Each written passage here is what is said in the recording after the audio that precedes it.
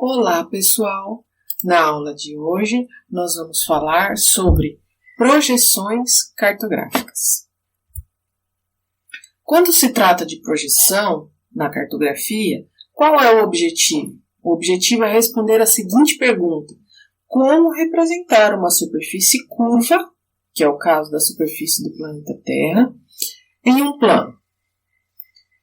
Então, qual é o objetivo da projeção? Simplesmente utilizar um método para fazer essa transformação da superfície curva do planeta, ainda que seja uma parte só do planeta e não o globo como um todo, tá? Então eu quero representar uma parte do planeta, que é uma superfície curva, num plano, tá? Então esse método tem que ser capaz de fazer essa representação da superfície curva para o plano e vice-versa, do plano também para a superfície curva.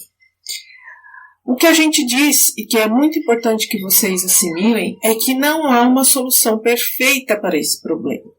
Perfeita em que sentido? Perfeita no sentido de não gerar distorções ou deformações. Portanto, o que acontece? Sempre haverá algum tipo de distorção na hora de fazer essa transformação da curva para o plano. Certo? Então, essa figura aqui representa muito bem isso que eu estou dizendo. Imagina que você vai simplesmente descascar uma laranja, tá?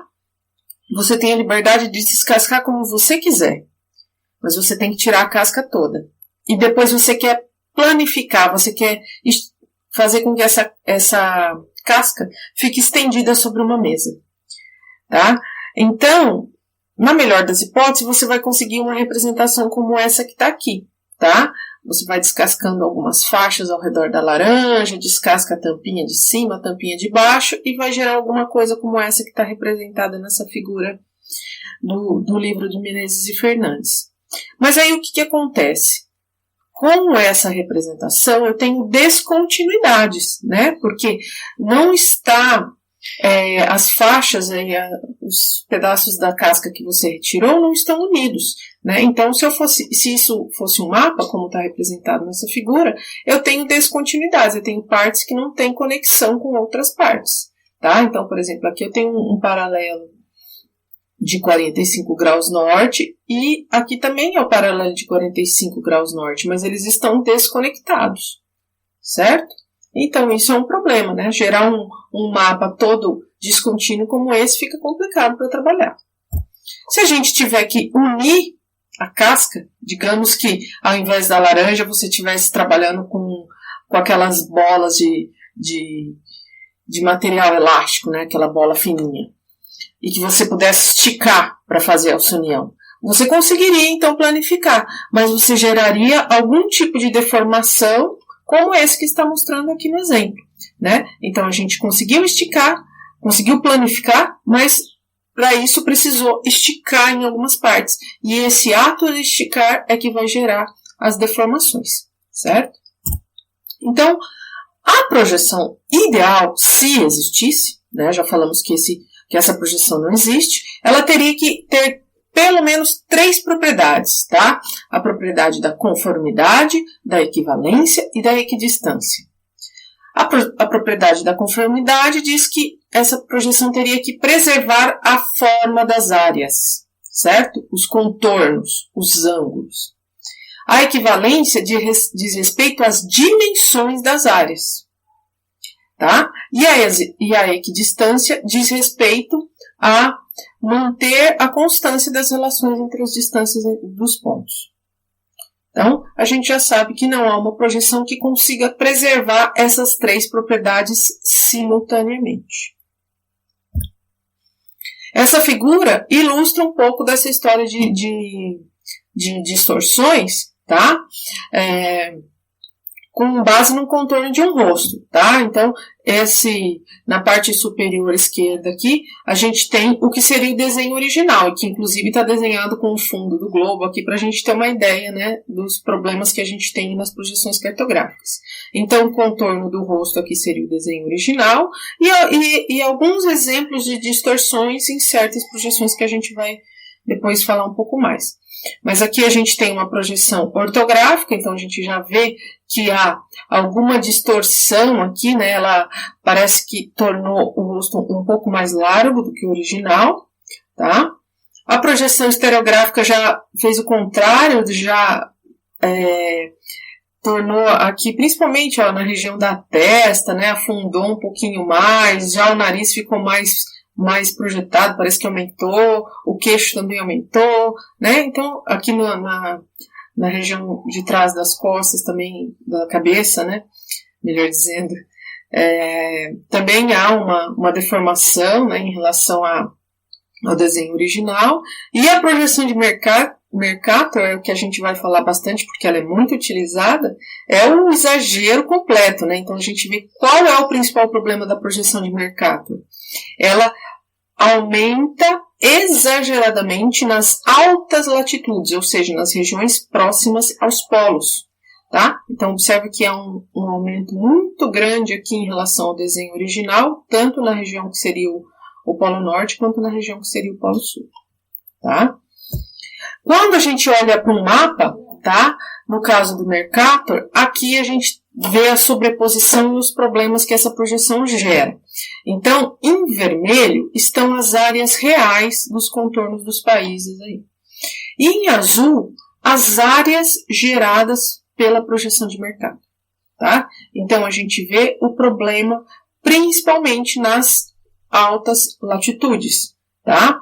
E aqui, como a gente tem uma concentração maior de terra, né, dos continentes aqui na região norte, isso fica bem destacado, tá? E um caso que vocês encontram muito material, reportagem, animação, etc. na internet, é sobre a comparação do tamanho da Groenlândia, tá? Então, observe a diferença do tamanho real da Groenlândia, que está em vermelho, e o tamanho que a projeção de Mercator gera para a Groenlândia, tá?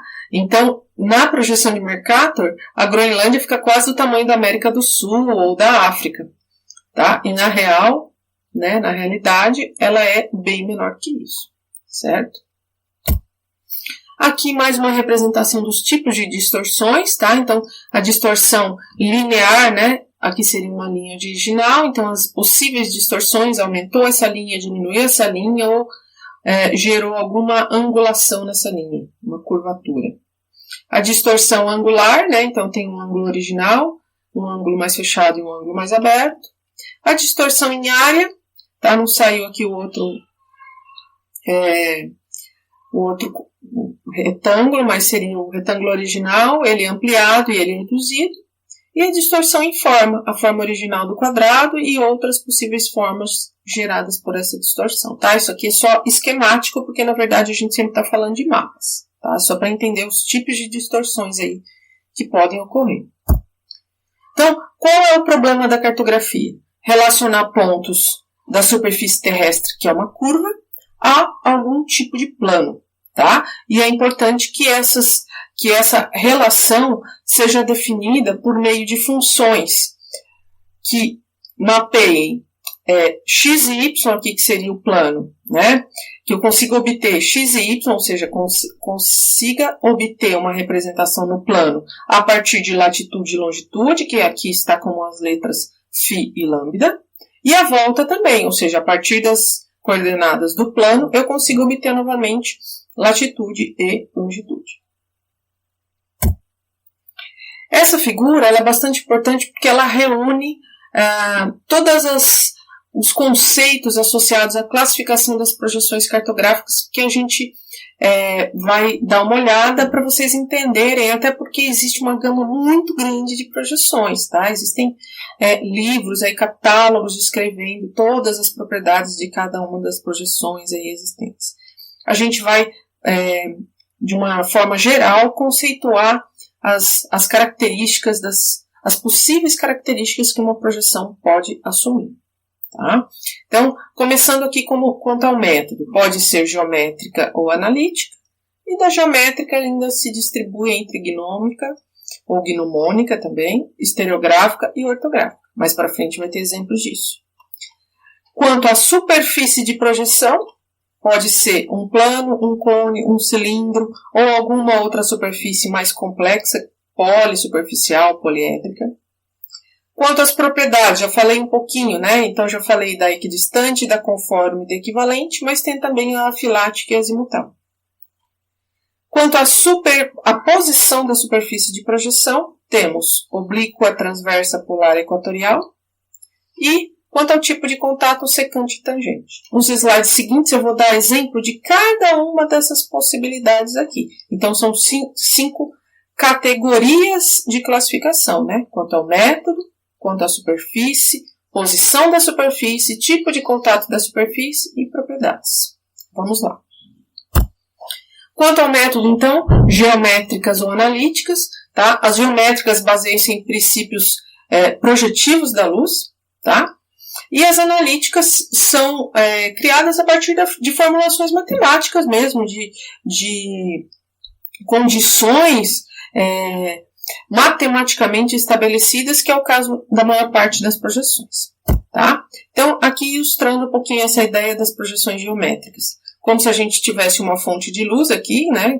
Está representada com uma lâmpada, mas seria o olho do observador, tá? Aqui, a esfera representando a superfície curva que a gente quer projetar e o plano, que é a superfície de projeção, tá? Então, a gente pensa em como que essa projeção da luz se daria passando pela esfera até chegar ao plano. E aí, dependendo do ponto de vista, a gente vai ter a gnomônica, a estereográfica ou a ortográfica. A gnomônica, o ponto de vista fica no centro. A estereográfica, o ponto de vista fica diametralmente oposto à superfície de projeção. E a ortográfica fica no infinito. Certo? São poucas as projeções que se baseiam nessas características. As projeções analíticas, por sua vez, como eu disse, elas são compostas por um conjunto de equações que as definem, tá? Então, essas equações mapeiam da superfície curva para o plano e vice-versa, tá? Nós não vamos entrar nos detalhes de equações de projeções, tá? Porque isso é uma matéria de estudo mais do engenheiro cartógrafo. Vocês, como engenheiros ambientais, terão que saber usar ou escolher a melhor projeção em cada situação. Tá? Então, não vamos entrar nos detalhes, mas posso deixar depois materiais, caso vocês queiram dar uma olhada nesse assunto. Quanto à superfície, então, como eu já disse antes, temos o plano, tá? O cone, o cilindro e as poliédricas ou polissuperficiais. Tá? Então, aqui nessa figura está ilustrando, né? O plano na região polar, tá? E depois como que ele fica visualizado, aqui no caso de uma projeção polar, teria essa visualização. Aqui tem uma cônica também, que o eixo está orientado aqui com o vértice desse cone na região polar também, né? Por que o cone pode ser utilizado? Porque, como está mostrando aqui, ó, a gente poderia depois abrir essa figura do cone, tá? E aí conseguir planificar, como está mostrado aqui. E a mesma coisa para o cilindro, tá? Que aqui está orientado na vertical. A gente pode cortar, tá? A superfície lateral do cilindro e aí abrir essa figura planificando, tá? As poliédricas ou polissuperficiais são diversas possibilidades, então é difícil até representar com figuras, tá? Então, quanto à posição, no caso do plano, na figura anterior mostrava só o plano no polo, mas esse plano pode também estar situado de uma forma aqui próxima do equador, ou ainda de uma forma inclinada, que a gente chama de oblíqua, tá? Então, são possíveis posições da superfície de projeção plana, tá? Essa figura só mostra dá uma ideia, digamos assim, de como seria essa representação, essa tradução aí, nessa transformação da área curva para o plano, né? Quais ângulos, mais ou menos, só para ter uma ideia, tá? De como é que seria esse processo de planificar uma regiãozinha aqui curva no plano, tá? Não vou entrar nos detalhes geométricos aí dessa figura, é mais para ter uma ideia mesmo, tá? Agora, a cônica, em relação às suas possíveis posições. Então, ela pode ter uma posição que a gente chama de normal, tá? Quando o vértice está próximo de uma das regiões polares, aqui no caso está no Polo Norte, oblíqua quando esse cone está inclinado, e transversa quando ele está com o eixo orientado em relação ao Equador, tá? E no caso do cilindro, a mesma coisa. Esse cilindro pode estar orientado na vertical, que seria a posição normal, na horizontal, que seria a posição transversa, e o inclinado, que seria a posição oblíqua. Aqui, mais uma vez, uma figura como aquela que a gente representou, né, que tenta mostrar como é que seria o mapeamento, né, da superfície curva para uma região aqui do cilindro. As polissuperficiais, como eu disse, se caracterizam pelo emprego de mais de uma superfície de projeção, por isso que se chamam polissuperficiais, tá? Com o objetivo de aumentar o contato com a superfície de referência e assim diminuir as deformações. Vocês já vão entender mais para frente o que eu estou querendo dizer com isso, tá? Então, alguns exemplos aí: plano, poliédrica, cone, policônica, cilindro, policilíndrica. Tá? A policônica é uma que a gente fala muito, que ela é muito utilizada pelo IBGE. Nós vamos também falar mais disso para frente. Quanto às propriedades, né, já falamos das 3 propriedades fundamentais: a equidistância entre pontos, tá? A conformidade, que preserva formas, ângulos; a equivalência, que preserva as proporções de área. A gente tem ainda a azimutal, que não deforma os azimutes, e as afiláticas, cuidado que é afiláticas e não alifáticas, como vocês veem em química, né? Aqui o termo é afiláticas, tá? Não possuem nenhuma dessas propriedades, ou seja, elas geram deformações, um pouco de cada uma dessas deformações aqui possíveis, tá? Então, elas deformam um pouquinho ângulos, áreas e formas, tá? E distâncias, distâncias. E aí ela não preserva nenhuma propriedade, mas deforma um pouquinho de cada uma. Às vezes ela é mais interessante porque no todo, como ela deforma um pouquinho de cada característica, ela pode ser mais interessante em certas situações. Tá? Lembrando que as propriedades são mutuamente exclusivas, ou seja, se uma projeção for conforme, ela preserva as formas. Então, consequentemente, ela vai distorcer um pouco das áreas e distâncias, tá? Então, não, mutuamente exclusiva é isso, um ou outro. Ela não é, ao mesmo tempo, conforme, equivalente e equidistante, porque senão ela seria aquele caso ideal que a gente já disse que não existe, tá? E, por fim, a questão do contato entre a superfície de projeção e a referência. Esse contato pode ser de tangência ou de secância, né? Então, de tangência eu tenho um ponto de contato, no caso do plano aqui, né?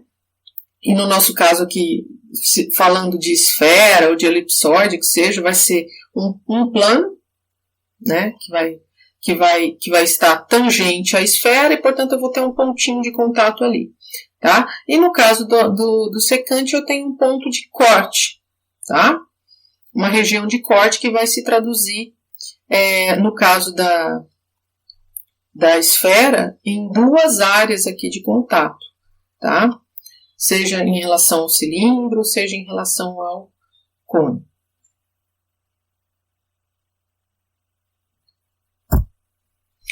Quanto à questão das distorções, como é que a gente entende isso? Acho que essa é uma das questões principais, tá? Quando se trata do plano, tá? Vamos falar do plano em relação ao contato tangente, tá? Esse plano vai ter no caso aqui nessa figura, na região polar, ele vai ter uma região de toque, tá? Onde está a região de toque ou de contato é onde a gente vai ter distorção baixa, tá? Porque o contato está ali direto. Então, pensa que eu estivesse projetando, tá, a região polar aqui no plano. Essa parte que está em contato já é mais fácil de desenhar, não é? Né? Pensa que já está ali, é como se você só contornasse o desenho, tá? E as regiões que estão um pouco mais longe da área de contato passam a ter uma distorção um pouquinho maior à medida que se afastam desse contato. que é o que está mostrando aqui na figura. A área de contato tem distorção baixa e à medida que eu me afasto dessa área de contato, eu passo a ter uma distorção média ou alta. A mesma ideia para o contato secante, tá? Só que aqui, o que acontece? A área nesse caso aqui, né, como o caso é secante, a área de contato para distorção baixa é um pouquinho maior, tá? Depois a gente vai ter média distorção e, por fim, alta distorção. Agora, para o caso do cone, tá? A mesma ideia. Então, aqui, a região de contato tá próxima desse paralelo aqui que está ilustrado, tá? Então, essa região aqui que se traduz na projeção cônica, tá? É a região que seria a representação deste paralelo aqui, tá? Então, aqui eu tenho distorção baixa. À medida que me afasto desse paralelo, seja para cima, seja para baixo, tá? Eu começo a ter distorção média e depois alta. Mesma coisa para baixo, média e depois alta. E, por fim, a questão do caso secante do cone, mesma ideia, só que aqui é secante, né? Então, eu tenho uma área de contato aqui em cima, próxima do polo, e outra área de contato mais aqui embaixo, tá? Então, essas duas áreas de contato vão apresentar distorção baixa. À medida que me afasto dessas áreas, vou ter distorção média e depois alta, tá? É como se a distância aqui, né, entre o cone e a esfera, que está representada nessa figura, fosse maior, e quanto maior a distância, fica mais difícil de desenhar, digamos assim, tá? Com uma analogia bem simplória até. Então, fica mais difícil de desenhar e com isso a distorção aumenta. E o cilindro, mesma coisa. O caso tangente aqui, que está na área do equador, é onde eu tenho distorção baixa, depois eu vou ter média e alta, né? Porque aqui a maior distância, digamos, está nas áreas polares, então eu vou ter mais distorção nas áreas polares. E para o caso secante, eu tenho duas regiões de secância, de contato, tá? As quais possuem distorção baixa e depois média, e na região polar também distorção alta, tanto no norte quanto no sul. Tá? No Brasil, quais são as projeções mais usuais? Tá? Nessa aula eu vou falar de dois casos e depois vai ter uma próxima aula específica de projeção UTM, que é muitíssimo utilizada no Brasil e tem suas particularidades. Então, falando aqui da projeção policônica, né? Como o próprio nome diz, ó, poli é vários, né? Então, vários cones. Essa é a superfície de projeção. Ela é uma projeção afilática e visualmente, se a gente for representar o globo como um todo, ela vai ter esta aparência que está mostrada na figura. Tá? Para o caso do Brasil, tá? Aqui está representando um mapa do Brasil na escala 1 para 5 milhões, do IBGE, feito na projeção policônica. Tá? Então, o que acontece? Aqui, nesse caso, a gente não consegue visualizar esse aspecto, né, de deformação tão grande como no caso do mapa Monge. Tá? Aqui a gente começa a ter uma ideia de que é uma projeção cônica, porque se a gente olhar para os meridianos aqui, ó, observa que eles vão tendo uma certa inclinação, uma curvatura aqui em relação ao sul do Brasil, certo? Ó, é como se eles fossem convergir, né, lá embaixo no Polo Sul, tá? Então, essa representação de convergência aqui nos permite ver que tem uma cara de uma projeção que envolve cone, né? Convergência para um ponto que seria o vértice desse cone, tá?